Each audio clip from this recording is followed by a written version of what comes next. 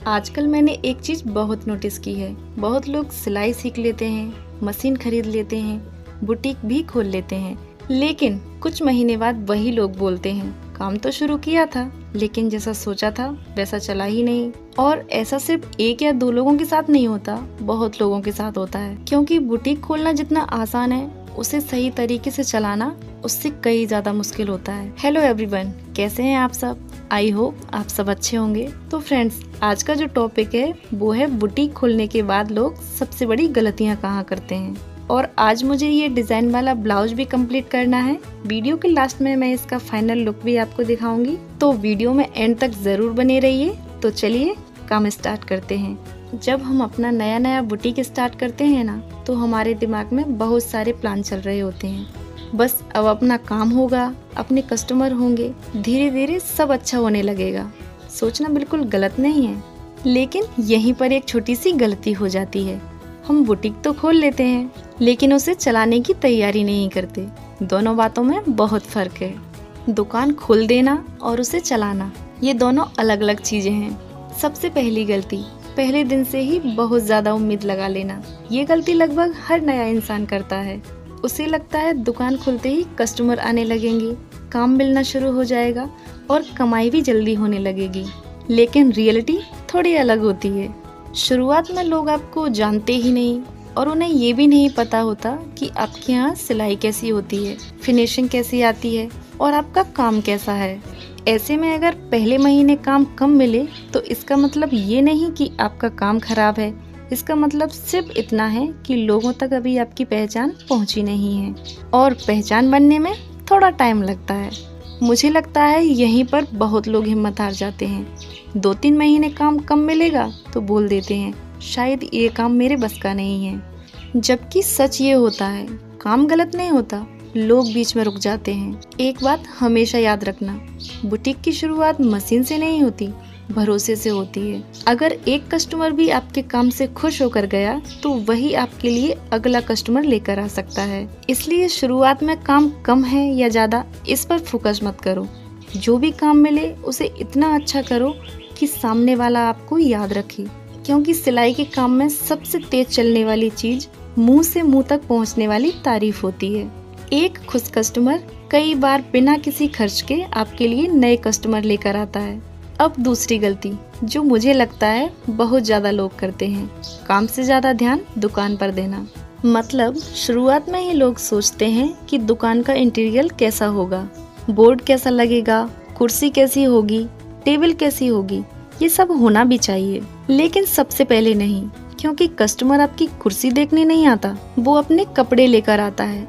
उसे सबसे ज्यादा फर्क इस बात से पड़ता है कि उसका काम कैसा हुआ।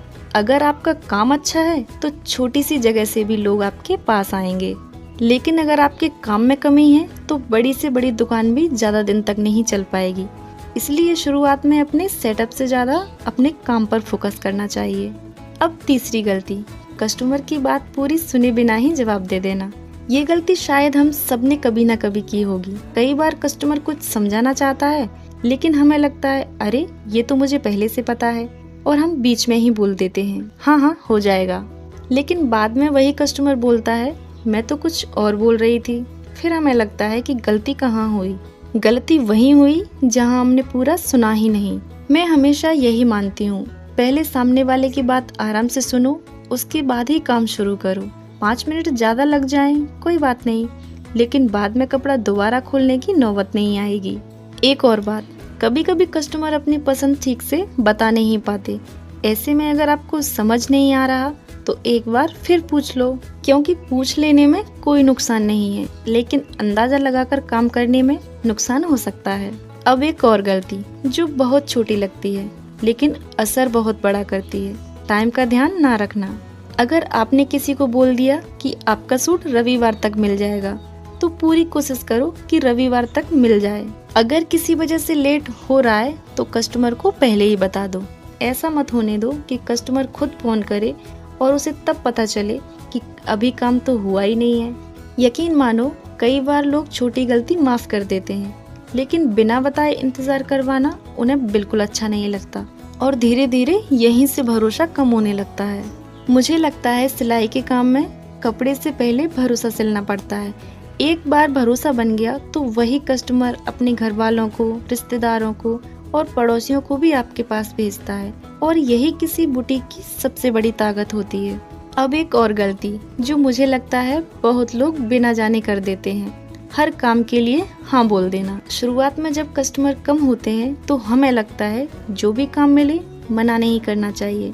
ये बात कुछ हद तक सही भी है, लेकिन अगर कोई ऐसा डिजाइन है जो आपको अभी अच्छी तरह से नहीं आता तो सिर्फ कस्टमर को रोकने के लिए हाँ मत बोलिए, क्योंकि अगर बाद में काम वैसा नहीं हुआ तो एक कपड़ा ही खराब नहीं होगा, सामने वाले का भरोसा भी कम हो जाएगा। इसलिए जितना कॉन्फिडेंस हो उतना ही काम अपने हाथों में लीजिए, और जो डिजाइन नहीं आता उसे सीखिए, प्रैक्टिस कीजिए, फिर अगले कस्टमर का काम लीजिए। इसमें कोई शर्म की बात नहीं है, आज भी हम सब कुछ न कुछ नया सीख रहे हैं। अब अगली बात, अपने काम की सही कीमत तय न करना। ये भी बहुत बड़ी गलती है। कई लोग सोचते हैं अगर मैं कम पैसे लूंगी तो ज़्यादा कस्टमर आएंगे, लेकिन हमेशा ऐसा नहीं होता। अगर आपकी सिलाई साफ है, फिटिंग अच्छी है और आप टाइम पर काम देते हैं तो अपने काम की सही कीमत लेना बिल्कुल गलत नहीं है। हाँ, इतना ज़रूर याद रखना कि रेट आपकी क्वालिटी के हिसाब से हो, ना बहुत ज़्यादा और ना इतनी कम कि बाद में आपको ही लगे कि इतनी मेहनत के बाद भी कुछ बचा ही नहीं। एक बात और जो मैंने बहुत लोगों में देखी है, जब काम थोड़ा बढ़ने लगता है तो जल्दी जल्दी में फिनिशिंग पर ध्यान कम हो जाता है। धागे ठीक से नहीं काटे, अंदर की सिलाई ठीक से नहीं देखी, आखिरी बार कपड़ा चेक नहीं किया।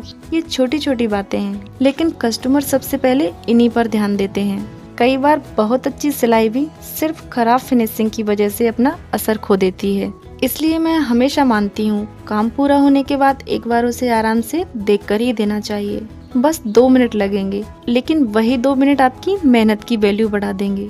और एक बात, कभी भी ये मत सोचिए कि अब मुझे सब कुछ आ गया। सिलाई का काम ऐसा है जिसमें हर महीने कुछ नया देखने को मिल जाता है।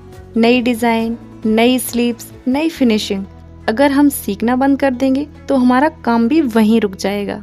इसलिए चाहे कितना भी एक्सपीरियंस हो, सीखना कभी मत छोड़िए। यही आदत धीरे धीरे हमें दूसरों से अलग बनाती है। अब एक और गलती जो बाहर से दिखने में बहुत छोटी लगती है, लेकिन धीरे धीरे यही आपके काम पर असर डालने लगती है, अपने पुराने कस्टमर की वैल्यू कम कर देना। कई बार ऐसा होता है जब नया कस्टमर आता है तो हम उसे खुश करने में ज्यादा ध्यान देते हैं, और जो सालों से हमारे पास आ रहा है हमें लगता है ये तो हमारा ही कस्टमर है, ये कहीं नहीं जाएगा। सच कहूँ, सबसे ज्यादा ध्यान पुराने कस्टमर पर ही देना चाहिए, क्योंकि वही इंसान आपके काम पर भरोसा करके बार बार आपके पास आता है, और कई बार वही अपने घर वालों को, दोस्तों को और रिश्तेदारों को भी आपके पास भेजता है। इसलिए कभी ये मत सोचिए कि पुराना कस्टमर तो पक्का है। भरोसा हर बार दोबारा कमाना पड़ता है। अब एक और बात, कस्टमर की बात बीच में काट देना।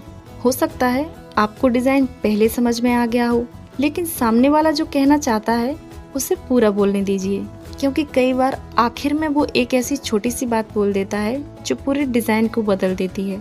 अगर वो बात छूट गई तो बाद में दोनों को लगेगा कि गलती किसकी थी। इसीलिए 5 मिनट सुन लेना चाहिए, क्योंकि उससे बाद में 50 मिनट भी बचा सकते हैं। और एक बात जो मुझे सबसे ज़्यादा ज़रूरी लगती है, अपने काम की फ़ोटो या वीडियो सेव करके रखना।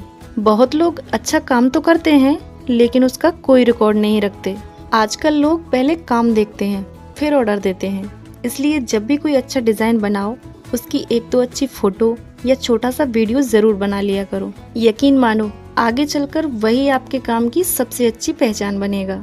एक बात हमेशा याद रखना, बुटीक सिर्फ मशीन से नहीं चलता और सिर्फ अच्छे डिजाइन से भी नहीं चलता। बुटीक चलता है भरोसे से, समय की पाबंदी से, अच्छे व्यवहार से और हर दिन थोड़ा थोड़ा बेहतर बनने की कोशिश से।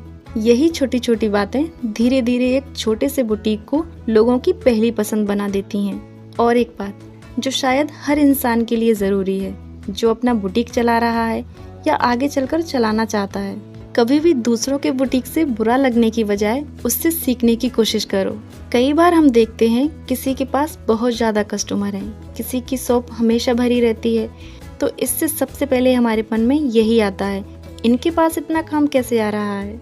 लेकिन अगर उसी समय हम ये सोचने की बजाय ये देखने लगे कि वो ऐसा क्या कर रहे हैं, जो शायद मैं अभी नहीं कर रही, तो शायद हमें कुछ नया सीखने को मिल सकता है, क्योंकि हर अच्छा काम करने वाले इंसान से कुछ न कुछ सीखा जा सकता है। और एक बात, अपने काम की तारीफ खुद मत करो, अपने काम को बोलने दो। आजकल लोग किसी की बातों से ज्यादा उसका काम देखते हैं।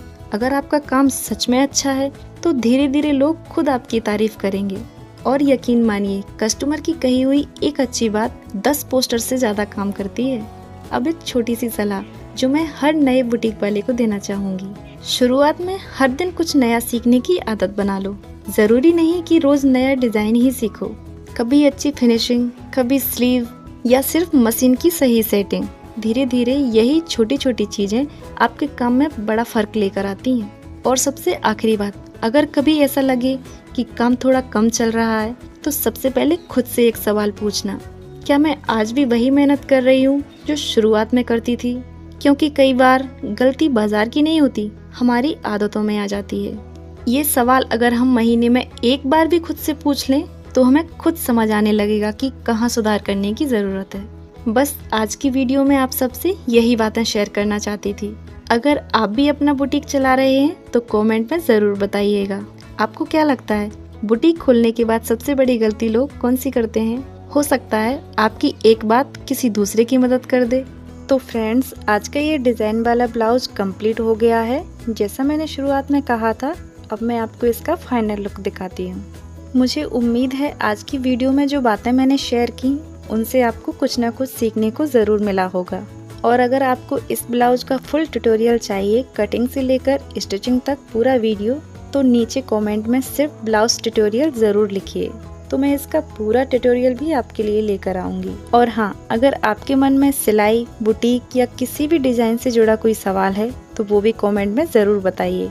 हो सकता है मेरी अगली वीडियो आपके उसी सवाल पर हो। अगर वीडियो अच्छी लगी हो तो एक लाइक ज़रूर कीजिएगा। चैनल पर पहली बार आए हो तो सब्सक्राइब करके हमारे साथ जुड़ जाइए। मिलते हैं फ्रेंड्स नेक्स्ट वीडियो में। तब तक के लिए अपना और अपने परिवार का ख्याल रखिए। Bye, take care.